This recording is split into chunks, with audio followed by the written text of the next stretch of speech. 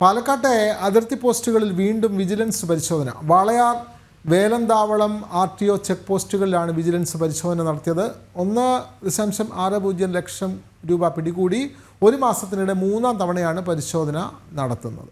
നിങ്ങളുമായി അരുൺ ആലത്തൂർ ചേരുന്നു. അരുൺ, ചെക്ക് പോസ്റ്റുകളിൽ വിജിലൻസ് പരിശോധന കർശനമാക്കുന്നു. വാളയാർ വേലന്താവളം RTO ചെക്ക് പോസ്റ്റിലാണല്ലോ ഇപ്പോൾ വിജിലൻസ് 1 ലക്ഷത്തിലധികം രൂപ പിടികൂടിയത്. കൂടുതൽ വിവരങ്ങൾ.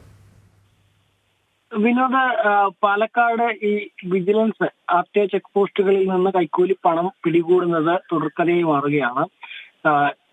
ഇന്നലെ രാത്രി മുതൽ ഇന്ന് പുലർച്ചെ വരെ വാളയാർ വേലന്താവളം RTO ചെക്ക് പോസ്റ്റുകളിലാണ് വിജിലൻസ് പരിശോധന നടത്തിയത്. ഈ പരിശോധനയിൽ ഇപ്പോൾ 1.60 ലക്ഷം രൂപ പിടികൂടിയിരിക്കുകയാണ്.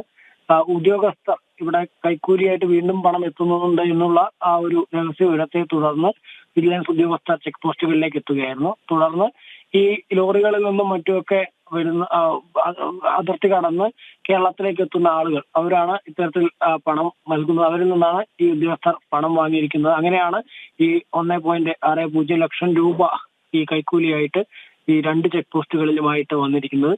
ഇതിലും കഴിഞ്ഞ ഒരു മാസത്തിനിടെ ഇതിപ്പോൾ മൂന്നാം തവണയാണ് ചെക്ക് പോസ്റ്റുകളിൽ നിന്നും പണം പിടികൂടുന്നത്. നേരത്തെ കഴിഞ്ഞ ജനുവരി 10-നും അതുപോലെ തന്നെ 13-നും വിജിലൻസ് ജില്ലയുടെ അതിർത്തി ചെക്ക് പോസ്റ്റുകളിലെ പരിശോധന നടത്തിയിരുന്നു. 10-ാം തീയതി നടത്തിയ പരിശോധനയിൽ 1.49 ലക്ഷം രൂപയും 13-ന് നടത്തിയ പരിശോധനയിൽ 1.77 ലക്ഷം രൂപയുമാണ് പിടിച്ചെടുത്തത്.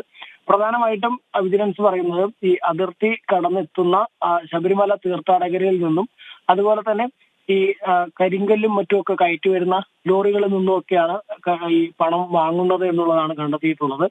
ഏതായാലും വീണ്ടും ഈ പരിശോധന തുടരുമ്പോൾ ഈ കൈക്കൂലി പണവും പിടിച്ചുകൊണ്ടിരിക്കുന്ന സ്ഥിതിയാണ് ജില്ലയിലെ അതിർത്തി ചെക്ക് പോസ്റ്റുകളിലുള്ളത്. അതെ, ചെക്ക് പോസ്റ്റുകൾ പരിശോധന തുടരുന്നു എന്നുള്ള വാർത്തകൾ തന്നെയാണ്.